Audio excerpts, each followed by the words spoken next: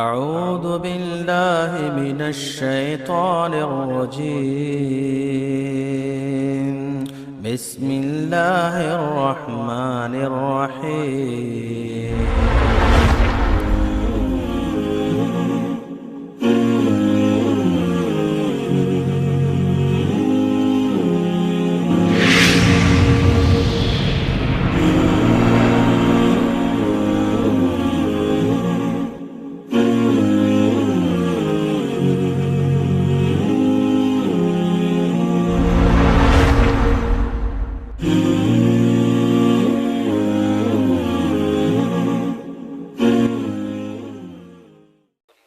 قابل احترام بزرگوں، خواتین اور عزیز نوجوان ساتھیوں، اللہ عز و جل جو رب العالمین ہے، اسی کے حکم سے کائنات کی ہر شے وجود میں آئی، اور اسی کا حکم ہوگا کہ کائنات کی ہر شے کا وجود بھی ختم ہو جائے گا۔ اور جو ذات باقی رہنے والی ہے، اس نے اپنے بارے میں قرآن مجید میں واضح طور پر ارشاد فرما دیا، لا الہ الا ہو کل شیء حالک الا وجہ، نہیں ہے کوئی معبود عبادت کے لائق الا ہو، صرف اللہ عز و جل کے سوائے، کل شیء حالک الا وجہ، ہر شے ہلاک ہونے والی ہے اس ذات کے حکم سے جو معبود برق ہے، اور جو باقی رہنے والی ذات ہے الا وجہ، تمہارے رب کے سوا کوئی اور چیز باقی رہنے والی نہیں۔ وہ ذات کے بارے میں اپنے تعارف میں نبی صلی اللہ علیہ وسلم نے کہا، انت الاول فلیس قبلک شیء وانت الآخر فلیس بعدک شیء، کہ اس سے پہلے کچھ نہیں، اس کے بعد کچھ نہیں۔ وہ الحی ہے، القیوم ہے، جو ہمیشہ سے زندہ ہے، اسے کبھی جو سو موت آنے والی نہیں ہے۔ وہ القیوم ذات ہے جو خود سے قائم ہے اور ساری کائنات کو قائم رکھا ہوا ہے۔ عزیز دوستو، وہ الحی القیوم نے مجھ کو اور آپ کو اس دنیا میں ایک موقع دیا اس کی رضا حاصل کرنے کے لیے۔ اب دنیا میں کیوں آ گئے؟ نہیں بھیجتا تو اچھا تھا، اگر نہیں آتے تو کیا تھے؟ اس طریقے کے سوالات شیطانی سوالات ہیں، ان سے گریز کرتے ہوئے، ان کو دور رکھتے ہوئے انسان کو اپنی زندگی کے مقصد کی طرف نظر رکھنا ہے۔ زندگی کا مقصد یہ ہے، الذی خلق الموت والحیات لیبلوکم ایکم احسن عملا، تخلیق اللہ عز و جل نے تمہاری زندگی کی بھی کر دی، تخلیق اللہ عز و جل نے تمہاری موت کی بھی کر دی، لیبلوکم ایکم احسن عملا، تاکہ زندگی اور موت کے درمیان کا جو حصہ ہے، اس حصے میں تمہیں اللہ عز و جل جانچ لے کہ تم اس کے چاہت کے مطابق زندگی گزار کے مسلم بنو گے۔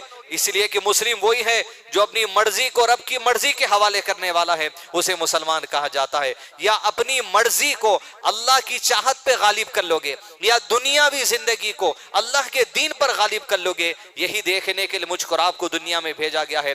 جب تک سانس ہے تب تک عمل کے لیے موقع ہے، جب سانس انسان کی روک دی جائے گی اعمال کا معاملہ ختم ہو جائے گا، لیکن جو کچھ کمایا ہے اسی کا حساب و کتاب اس کو دینا ہے۔ عزیز دوستو، یہ انسان جب تک دنیا میں زندگی گزارے، انسان کے لیے ضروری ہے اپنے نفس کو پاک رکھنا، اپنے دل کو پاک رکھنا۔ اس لیے کہ اللہ کے نبی صلی اللہ علیہ وسلم نے ارشاد فرمایا اپنے دل کی طرف اشارہ کر کے کہ تقوی یہاں ہے، تقوی یہاں ہے، یعنی اللہ عز و جل کی رضا کے لیے نیکیوں کو پیچھے پڑ جانا اور برائیوں کو چھوڑ دینے کے لیے انسان کے لیے بنیادی چیز تقوی ہے، اللہ کا خوف ہے، اللہ کی خشیت ہے۔ وہ یہاں سے مراد عزیز دوستو یہ دل ہے جس کی طرف اللہ کے نبی صلی اللہ علیہ وسلم نے اشارہ کر دیا، یعنی دل میں وہ کیفیت، دل میں وہ نرمی، دل میں وہ سلیم، دل میں وہ منیب میرے اور آپ کی ہو جائے کہ خشیت الہی سے ہر عمل کرتے وقت میں یہ کیفیت میری اور آپ کی ہو جائے، میرے کون سے عمل سے میرا رب راضی ہو جائے۔ اس لیے کہ اللہ کے نبی صلی اللہ علیہ وسلم حدیث میں ارشاد فرمایا، جب بندہ دنیا میں کسی معاملے میں عمل کرتا ہے اس کیفیت کے ساتھ اسے عمل کرنا چاہیے کہ وہ عمل کرتے وقت میں اس کا رب اللہ اسے دیکھ رہا ہے۔ اگر یہ کیفیت نہیں آ سکتی تو کم سے کم یہ کیفیت آنا چاہیے کہ وہ عمل کرتے وقت میں وہ اللہ کو دیکھ رہا ہے، یہ پہلی کیفیت ہے۔ اگر یہ نہیں آ سکتی تو کم سے کم یہ کیفیت آ جائے کہ اس کا رب اللہ اسے دیکھ رہا ہے۔ تو عزیز دوستو، جب اس کیفیت سے میں اور آپ عمل کریں گے کہ ہم اللہ کو دیکھتے ہوئے عمل کر رہے ہیں، اس عمل کی کیفیت یقیناً الگ ہوتی ہے۔ یا ایمان کا کمتر درجہ یہ ہے کہ مجھے اللہ دیکھ رہا ہے، جب یہ مجھے اللہ دیکھ رہا ہے کیفیت انسان سے چلے جاتی، دل پہ زنگ چڑھ جاتا، دل پہ میل چڑھ جاتا، دل سے تقوی چلے جاتا، اب انسان کو اپنی زندگی کا نظریہ صحیح نظر آتا۔ اسی لیے عزیز دوستو، قرآن مجید میں اللہ عز و جل نے انسانوں کے لیے اپنے دلوں کی دو صفت کا تذکرہ کیا ہے۔ ایک وہ دل جسے قلب سلیم کہا گیا، دوسرا وہ دل جسے قلب منیب کہا گیا۔ کوشش یہ کرے میں اپنے لیے، آپ اپنے لیے، کہ قرآن مجید کی ان دو عظیم آیتوں کے ذریعے جہاں پر ہمارے دلوں کی صفت کا جائزہ لیا گیا، دلوں کا اس جمعے میں میں جائزہ لوں، اس جمعے میں آپ جائزہ لیں کہ سلیمیت کی طرف جا رہے ہیں یا منیب جو سو ہمارے دل کی کیفیت ہے نہیں ہے۔ قرآن مجید میں اللہ عز و جل نے اپنے تمام بندوں کے دلوں کو تقوی کی طرف راغب کرنے کے لیے دل کی ایک صفت کا تذکرہ کیا۔ سورہ شورى سورہ نمبر 26 ہے اور آیت نمبر 88-89 میں اس بات کا ذکر کیا گیا، اعوذ باللہ من الشیطان الرجیم، یوم لا ينفع مال ولا بنون الا من اتى اللہ بقلب سلیم۔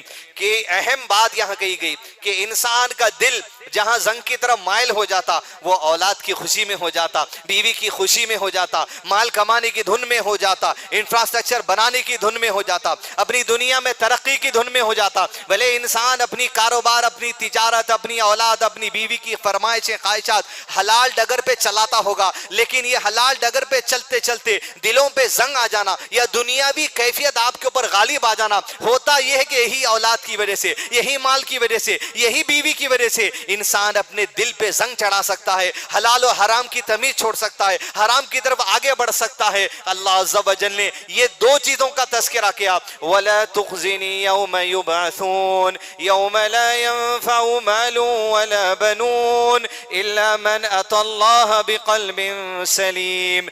جس دن تمہارا نہ مال تمہیں کوئی فائدہ دینے والا ہے، نہ تمہاری کوئی اولاد تمہیں فائدہ دینے والی ہے، کہ جس مال کمانے کے خاطر دل میں اللہ کی خشیت کو اڑا دیے تھے، جس اولاد کی مستقبل کے خاطر اپنے دل میں اللہ کا تقوی اور خوف کو مٹا دیے تھے، الا من اتى اللہ بقلب سلیم، مگر وہ لوگ جو اللہ کے دربار میں قلب سلیم لے کر آئیں گے یہی وہ لوگ ہوں گے جو اللہ کے پاس کامیابی پائیں گے۔ عزیز دوستو، الا یہ کہ کوئی اللہ کے پاس قلب سلیم کے ساتھ آ جائے، اس خشیت کے ساتھ آ جائے، اس خوف کے ساتھ آ جائے، اس جذبے کے ساتھ آ جائے، عاجزی کے ساتھ آ جائے، انکساری کے ساتھ آ جائے، اخلاص کے ساتھ آ جائے، امانت داری کے ساتھ آ جائے، دھوکے دہی کے جذبہ اس کے دل میں نہ ہو، اخلاص اس کے دل میں ہو، جو لبریز ہے اخلاص کے ساتھ، جو لبریز ہے ایمان کے ساتھ، جو لبریز ہے تقوی کے ساتھ، جو اللہ کے پاس قلب سلیم لے کر پہنچے گا یہی آدمی اللہ کے قریب کامیاب ہونے والا ہے۔ عزیز دوستو، قلب سلیم یہ دلوں میں ہمارے آج اگر زنگ چڑھ چکا ہے، میرے دل پہ زنگ چڑھ چکا ہے، میرے لیے آیت جائزے کا جو سو محاسبی کی جو سو آیت ہے عزیز دوستو، کہ دل میں وہ سلیمیت آ جائے، قلب سلیم آ جائے، ایک ایک معاملے کا جائزہ لینا ضروری ہے۔ سب سے پہلے دلوں میں یہ دل سلیم بننے کے لیے عزیز دوستو، سلامتی والا بننے کے لیے، خیر والا بننے کے لیے عقائد کی درست کی ضروری ہے۔ عقائد کے معاملات میں ہمیں علم کی ضروری ہے، علم جتنا ہوتا جائے گا اتنے عقائد سمرتے چلے جائیں گے۔ عقائد میں درستگی کے ساتھ ساتھ معاملات میں درستگی جو سو ہے، تجارتی معاملات میں درستگی ضروری ہے، بستی کے معاملات میں درستگی ضروری ہے، لین دین کے معاملات میں درستگی ضروری ہے، اس لیے کہ کسی بھی معاملے میں جب تک کہ انسان میں دل میں نرمی پیدا نہیں ہو سکتی اس کے حرکت میں جو تبدیلی نہیں ہو سکتی۔ معاملات کے ساتھ ساتھ عزیز دوستو میرے اور آپ کے اخلاق میں جو سو دل کی نرمی آنا ضروری ہے۔ زبان میں نرمی اسی وقت آ سکتی ہے التقوی ہاں ہونا، جب یہ دل میں نرمی آ جائے گی زبان میں اخلاق آ جائیں گے، ورنہ زبان سے میرے بھی گالی نکل سکتی ہے، زبان سے کسی اور کے بھی گالی نکل سکتی ہے۔ ضرورت اس بات کی ہے یہ دل سلیمیت والا ہو جائے، قلب سلیم میرا اور آپ کا بن جائے کہ اللہ سے ڈرنے والا بن جائے، عقائد میں درستگی ہو جائے، معاملات میں درستگی ہو جائے، اخلاقیات میں درستگی ہو جائے، لین دین، تجارت، دوستی، ہر چیز میں اللہ عز و جل سے خوف، اللہ عز و جل کی خشیت، اللہ عز و جل کا تقوی اختیار کرنا، جس کے ذریعے میرے اور آپ میں دل میں جتنی رمی ہوگی اتنا ایکشن پہ اس بات کا اثر ہوگا۔ تصور کر کے دیکھیے اللہ کے نبی صلی اللہ علیہ وسلم کی ذات جس کے عمل پہ کوئی انگلی نہیں اٹھا سکتا، مسلمان تو دور کی بات، اگر کفار بھی آپ کے عمل پہ کسی قسم کی انگلی اٹھا دے تو اللہ عز و جل نے جواب دے دیا۔ وہ اللہ کے نبی صلی اللہ علیہ وسلم ایمان کے کمال کو پہنچے ہوئے رب سے معراج کے موقع پر جا کر پردے کے پیچھے سے کلام کی ہوئی ذات اس معراج کے سفر کے بعد پلٹ کر دنیا میں آتے ہیں، مدنی زندگی کا آغاز ہوتا ہے، جنگ بدر ہوتی ہے، جنگ احد ہوتی ہے، مسلمانوں کو نقصان ہوتا ہے، گھر سے پلٹ کر احد کی وادی سے مدینہ جانا ہے، لیکن جاتے جاتے اپنے دل کا جائزہ لیتے ہوئے اپنے رب سے گڑ گڑاتے ہیں عزیز دوستو صحابہ سے کہتے ہیں آؤ ایک صف میں کھڑے ہو جاؤ, میں اپنے رب کی حمد و ثنا بیان کر لوں, کچھ مانگ لوں اس کے ساتھ, تم بھی میرے ساتھ میرے رب سے مانگ لینا. عزیز دوستو قلب سلیم کی کتنی بڑی ضرورت ہے. اللہ کے نبی صلی اللہ علیہ وسلم کھڑے ہوئے ہیں, صحابہ اکرام کی جماعت کھڑی ہوئی ہے, آپ صلی اللہ علیہ وسلم ہاتھ اٹھا کے مانگ رہے ہیں اللہم حبیب الینا الایمان وزینہ فی قلوبنا, اے میرے رب محمد کے قریب صلی اللہ علیہ وسلم صحابہ کے قریب ہمارے ایمان کو محبوب کر دے, وزینہ فی قلوبنا ہمارے سینوں کو منور کر دے اسلام کی تعلیم خوشی سے تسلیم کرنے کے لیے. عزیز دوستو قلب سلیم کو اگر اس حدیث سے سمجھا جائے وزینہ فی قلوبنا ہمارے سینوں کو منور کر دے, ہمارے سینوں کو روشن کر دے. یہ روشنی کس بات کی ہے؟ یہ روشنی اس بات کی ہے دوستو کہ جب اسلام کی کوئی بات آتی ہے, بھائی یہ حرام ہے چھوڑ دینے کا ہے, بھائی یہ حلال ہے اپنانے کا ہے, بھائی اخلاق میں آ جائیے, بھائی معاملات صحیح کر لیجئے, بھائی دھوکہ دہی مت کریے, بھائی چیٹنگ کا معاملہ مت کریے. دل پہ ایسا اثر ہونا یہ میرے رب کی بات ہے, یہ میرے نبی صلی اللہ علیہ وسلم کی بات ہے کہ جس کے دل پہ اللہ کی آیت سے اثر ہوتا ہے, کہ جس کے دل پہ اللہ کے نبی صلی اللہ علیہ وسلم کی بات سے اثر ہوتا ہے, سمجھ لیجئے قلب سلیم کے راستے پہ اس کا دل نکل چکا ہے. لیکن جب بات آتی ہے اللہ کی بات آتی ہے اور اگر دل یہ آواز دے رہا ہے یہ اٹھے بیٹھے کہے کا دین, یہ چلتے پھرتے کہے کا دین, اب شادیوں میں بھی دین, اب ولیمے میں دین, ارے کچھ تو چھوڑو یارو. قلب سلیم نہیں ہے, یہ تمہارا مال ہے, یہ تمہاری شادیاں ہے, یہ تمہاری بیوی ہے, یہ تمہاری اولاد ہے, یہ تمہارا مستقبل ہے, یہ تمہارے کارخانے, یہ تمہارے کاروبار, یہ تمہاری تجارتیں تمہارے دل کو اتنا کمزور کر دیے. جب اللہ کی بات آتی ہے, جب حدیث کی بات آتی ہے, جب رسول اللہ علیہ وسلم کی سنت کی بات آتی ہے, تمہارے دل میں نفرت پیدا ہو رہی, تمہارے دل میں چڑ پیدا ہو رہی, تو اللہ عز و جل نے سورہ کوثر میں ارشاد فرمایا ان شانیک هو الابتر, شانیک شنانو کے معنی علامہ شیخ عثیمین نے کی ہے کہ وہ آدمی جو اللہ کے نبی صلی اللہ علیہ وسلم کی ذات کا دشمن ہو, جیسے ابو لہب تھا اور دوسرے لوگ تھے جو اللہ کے نبی صلی اللہ علیہ وسلم کی ذات کے دشمن تھے. پھر علامہ شیخ عثیمین نے اس آیت کی تفسیر میں لکھا شانیک شنانو میں وہ مسلمان بھی آ جاتے ہیں جو پہلی صف میں آ کے مسجد میں نماز پڑھتے ہیں, پابندی سے نماز پڑھتے ہیں, لیکن یہ جو 5 وقت کی نماز ہے اس کی فرضیت سے نفرت دل کے اندر ہے, نہیں ہوتی تو اچھا تھا. ان شانیک هو الابتر کی روشنی میں کہا ایسا مسلمان جو نمازیں تو پڑھ رہا ہے لیکن نمازوں کی فرضیت سے نفرت ہے, کہا یہ کافر ہے. اس لیے کہ دین کی کسی بات سے ادنا بات کیوں نہ ہو جائے, ادنا تو دین کی کوئی بات ہو ہی نہیں سکتی.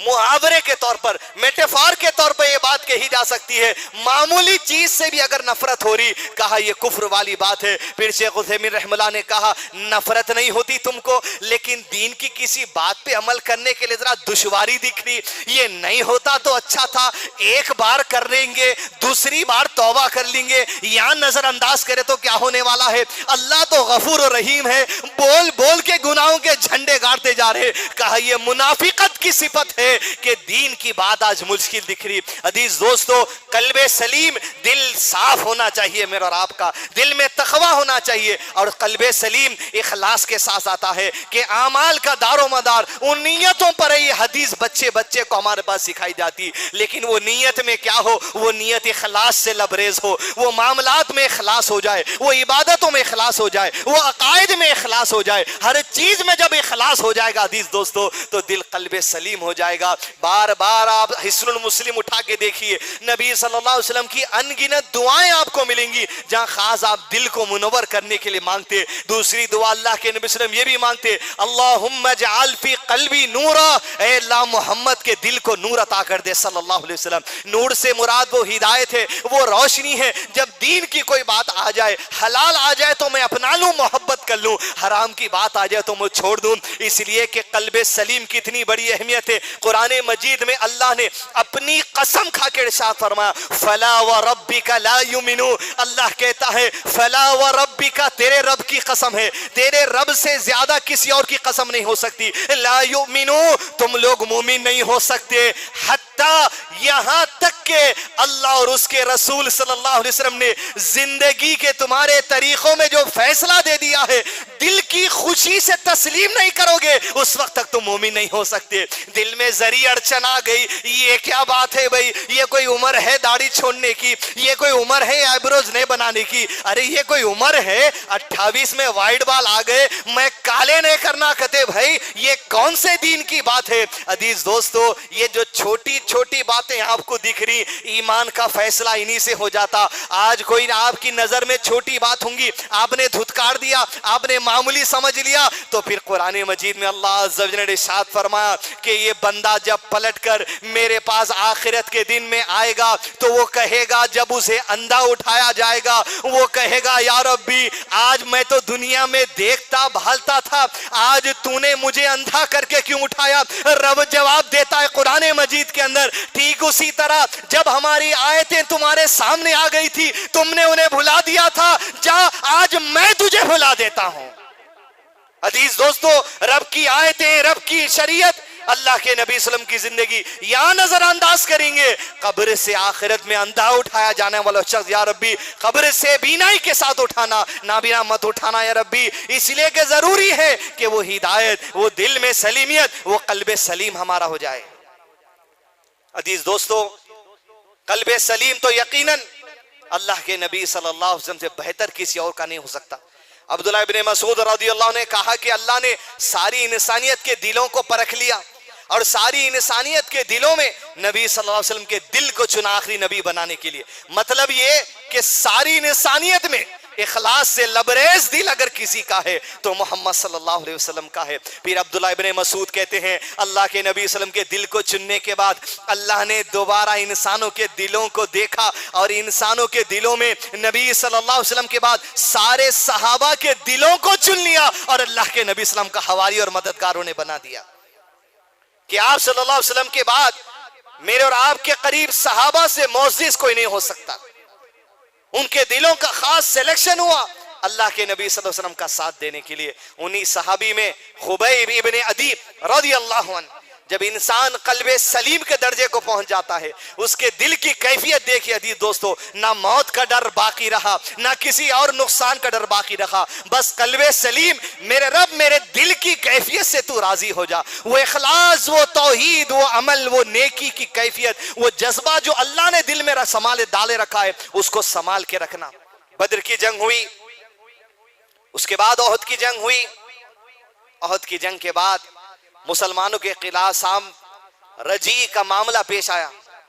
70 کے قریب صحابہ کو مشرکین مکہ اور دوسرے کفار اس سازش کے ساتھ لے گئے کہ آپ ہمارے پاس آپ کے صحابہ کو دین سکھانے کے لیے بھیجیے, یہ آپ کے ساتھ رہتے ہم بھی دین سیکھیں گے. اسی میں ایک معاملہ ایسا ہوا. پھر اس کے بعد 10 صحابہ کو اللہ کے نبی صلی اللہ علیہ وسلم نے ایک قافلے کا جائزہ لینے کے لیے بھیجا تھا. جب 10 نکلے تو اتفاق سے صرف اطلاع لینے گئے تھے کہ دشمن کیا کر رہا ہے. 200 لوگوں نے گھیر لیا اور گھیر کر 7 لوگوں کو شہید کر دیا. 3 بچے تھے, 3 میں سے ایک خبیب ابن عدی تھے رضی اللہ عنہ. قلب سلیم دیکھیے عزیز دوستو, یہ چیز ہے. خبیب ابن عدی کو زنجیروں میں کس کر باندھے اور باندھ کے مکے کے بازار میں لے جا کر بیچ دیے. جب مکے کے بازار میں بیچے, حارث نام کا ایک آدمی تھا جس کو حضرت خبیب اپنے ہاتھوں سے جنگ بدر میں قتل کیے تھے. حارث کے بیٹے اپنے باپ کا بدلہ لینے کے لیے حضرت خبیب کو پیسے دے کے خریدے, گھر کے باہر لا کے زنجیروں میں جکڑ کے رکھ دیے اور رکھ کر یہ فیصلہ لیا گیا کہ اب خبیب ہم تجھ سے ہمارے باپ کے قتل کا بدلہ لیں گے اور طریقہ یہ ہوگا زنجیروں میں باندھے رکھتے ہوئے تیرے جسم کے ٹکڑے کرنے والے. 3 دن پہلے اطلاع دے دی گئی اور خبیب زنجیروں سے باندھے ہوئے ہیں. حارث کے بھائی جب باندھے, حارث کی بہن کہتی ہے میں دیکھتی کہ جہاں زنجیروں میں اسے باندھ دیا گیا تھا, کھانے پینے دیا جاتا, سارے مکے میں کہیں انگور نہیں تھے, مگر میں دیکھتی کہ خبیب ابن عدی کے پاس انگور ہوتے اور گواہی دیتی اس بات کی یہ اللہ کی طرف سے خبیب ابن عدی کو رزق آتا. کیسے آتا وہ کہتی میں نہیں جانتا. حدیث صحیح ہے, علماء نے کرام نے اسے کہا. پھر خبیب ابن عدی کو موت کا دن مقرر کیا گیا اور کہا گیا خبیب چند لمحوں میں تیرے جسم کے ٹکڑے ہونے والے, پیسز کر کے چھوڑ دیں گے. حضرت خبیب کہتے ہیں ابن عدی رضی اللہ عنہ ایک خواہش ہے آخری مرنے والے کی. کہا خبیب کیا ہے؟ جو ہے اگر ہمارے بس میں ہوگا تو کر لیں گے. کہا بس 2 رکعت نماز پڑھنے کی اجازت دو. زنجیریں کھولی گئی. 2 رکعت نماز اپنی زندگی کے آخری. الا بقلب سلیم, جو قلب سلیم لے کر آیا اپنی زندگی کے آخری لمحے اپنے رب کے سامنے سجود, رکوع, اخلاص, گر گرانا, مغفرت, عاجزی کے ذریعے اللہ کے پاس جو سے ملاقات کی تیاری کر رہا ہے. 2 رکعت نماز ادا کی اور پھر مختصر نماز پڑھ لی اور سلام پھیر دیے. الا بقلب سلیم کی مثال دیکھیے حدیث دوستو, کہ پلٹ کر حارث کے 2 بیٹوں کی آنکھ میں آنکھ ڈال کر کہتے ہیں مجھے یہ ڈر ہو رہا تھا کہ تم یہ سمجھو گے کہ موت سے ڈر کر خبیب نماز لمبی کر دیا. ارے ہماری نمازیں اللہ کے لیے ہوتی ہے, موت سے ڈر کے نہیں, کہ تمہارے دل میں یہ خیال بھی نہ آ جائے. اس لیے میں نے اپنی نماز چھوٹی کر دی. اب آؤ جسم کے ٹکڑے کر دینا, یہ کہنا تھا جسم کے ٹکڑے کر کے چھوڑ دیے گئے. الا بقلب سلیم.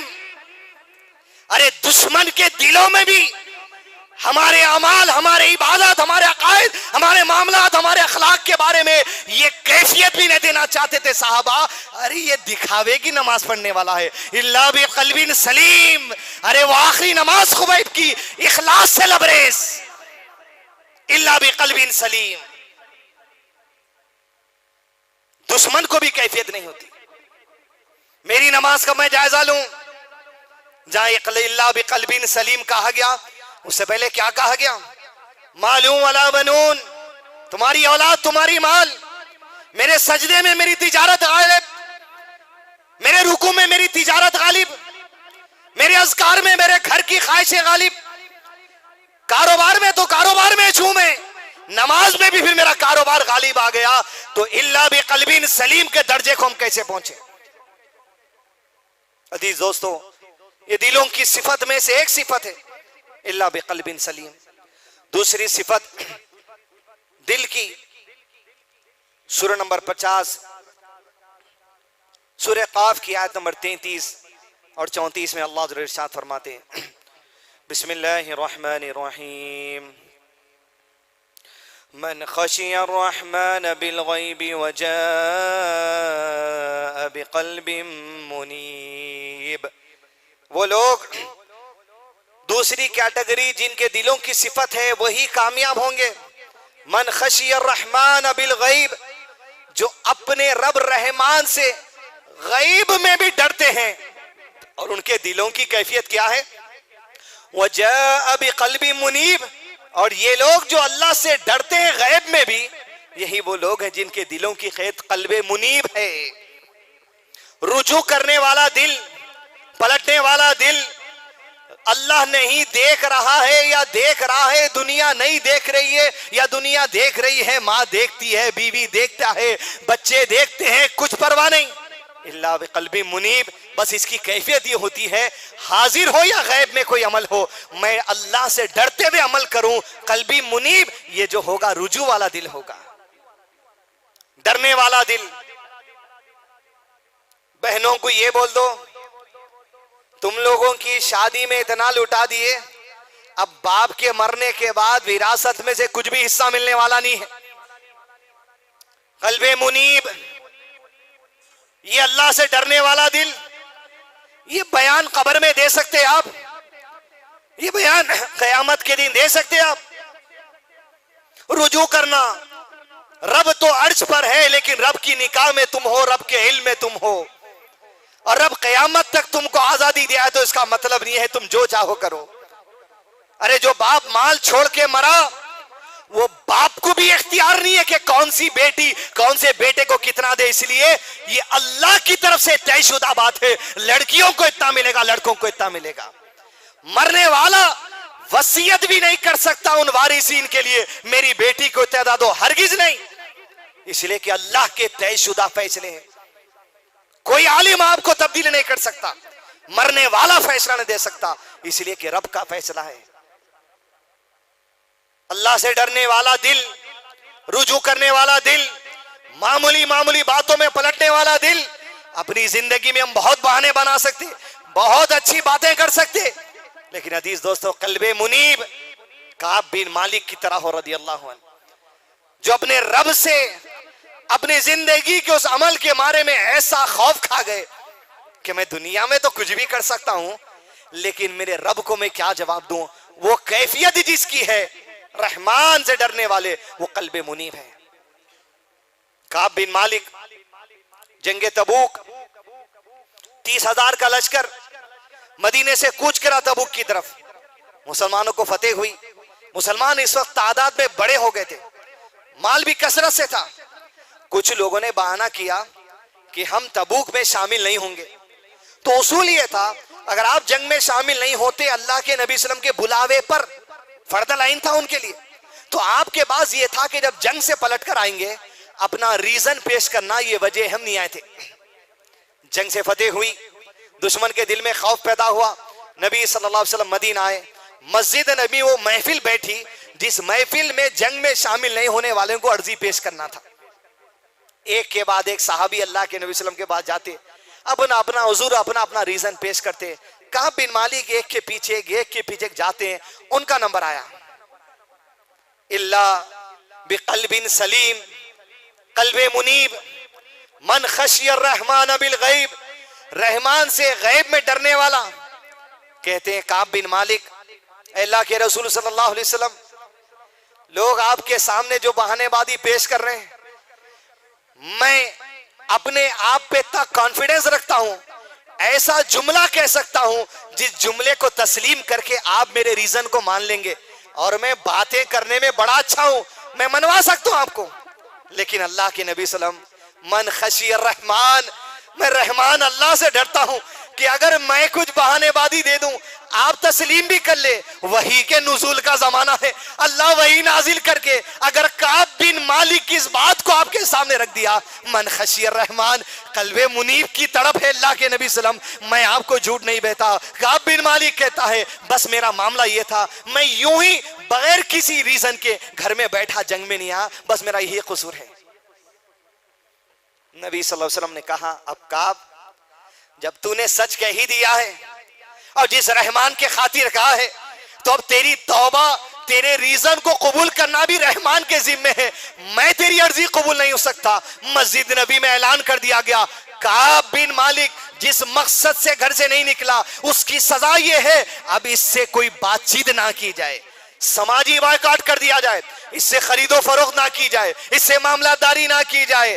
حتیٰ کہ ایک دن بائیکاٹ کا چلا، ایک ہفتہ چلا، 2 ہفتے چلے، 3 ہفتے چلے، 40 دن تک کعب بن مالک کہتے مدینے میں کوئی آدمی مجھ سے بات نہیں کرتا، حتیٰ کہ کہتے قرآن مجید میں اللہ نے کہا ان کے بارے میں، مدینے کی زمین کشادہ ہوتے ہوئے تنگ کر دی گئی۔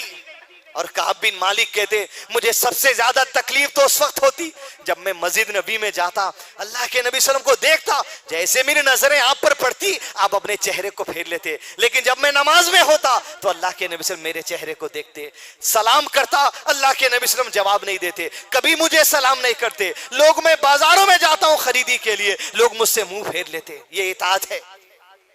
40واں دن ہوا، میں مسجد میں نماز کے لیے آیا، نبی صلی اللہ علیہ وسلم نے کہا کعب آج سے تیری بیوی سے بھی دور ہو جا، سختی پہ سختی۔ خطا کیا تھی؟ من خشی الرحمن، رب سے ڈرتے ہوئے سچ کہہ دیے تھے زبان سے۔ کہا اللہ کے نبی صلی اللہ علیہ وسلم کیا طلاق دے دوں؟ کہا نہیں، دور رہے اس سے، اس کے بستر سے دور رہے۔ کہتے ہیں 50 دن گزر گئے، 40 یہ دن، بیوی سے 10 دن اور 50 دن۔ فجر کی نماز کا وقت تھا، میں اپنے گھر کے چھت پہ نماز ادا کر کے بیٹھا تھا، اللہ کے ذکر میں۔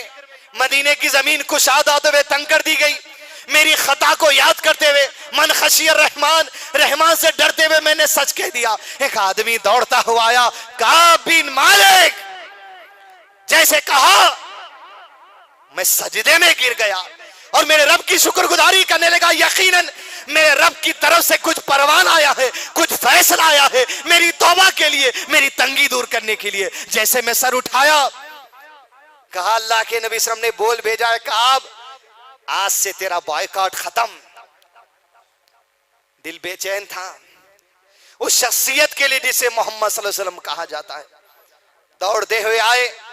من خشی الرحمان, جس رحمان سے ڈر کر کہا تھا, اس رحمان کا واسطہ دے کر پوچھتے اللہ کے نبی صلی اللہ علیہ وسلم کے بعد مسجد نبی جا کر, اللہ کے رسول صلی اللہ علیہ وسلم یہ جو آج 50 دن کی تنگی ہم سے دور کی گئی, یہ آپ کا فیصلہ ہے یا اس رحمان کا فیصلہ ہے؟ کہا کعب تیری توبہ کے فیصلے آج سے آئے ہیں, اللہ نے کہا ہے کعب بن مالک کی توبہ قبول ہو چکی ہے.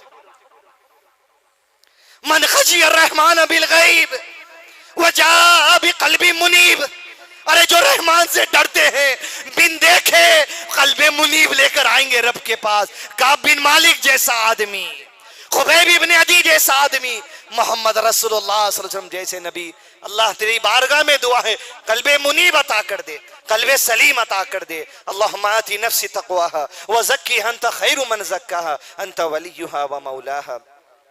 وصلی اللہ علی نبینا محمد وعلی آلہ وصحبہ وسلم تسلیما کثیرا.